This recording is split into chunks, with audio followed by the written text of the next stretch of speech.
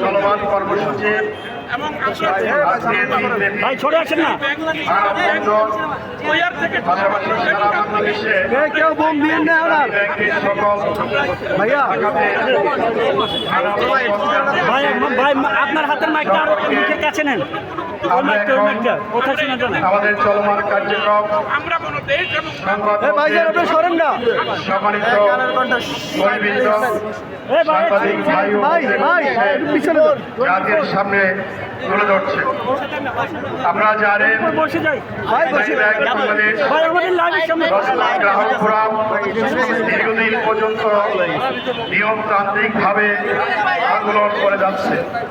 ইতিপূর্বে আমরা মানববন্ধন করেছি, পেশ করেছি, বাংলাদেশ ব্যাংকের গভর্নর বরাবর আমাদের দাবিগুলো তুলে ধরে স্মারকলিপি দিয়েছিলাম। আমরা আশা করেছিলাম যে বাংলাদেশ ব্যাংকের গভর্নর আমাদের দাবিগুলোকে বিবেচনায় নেবেন, এমনভাবে ইসলামী ব্যাংক যাতে করে সামনের দিকে অগ্রসর হতে পারে সেইভাবে সিদ্ধান্ত গ্রহণ করবেন, যাতে করে গ্রাহকের আস্থা অর্জন করে ইসলামী ব্যাংক সামনে আরো অগ্রগতির পথে অগ্রসর হতে পারে। কিন্তু আমরা দুঃখের সাথে লক্ষ্য করছি যে আমাদের যে দাবিগুলো, সেই দাবিগুলো যেগুলি আমরা স্মারকলিপির মাধ্যমে তুলে ধরেছিলাম,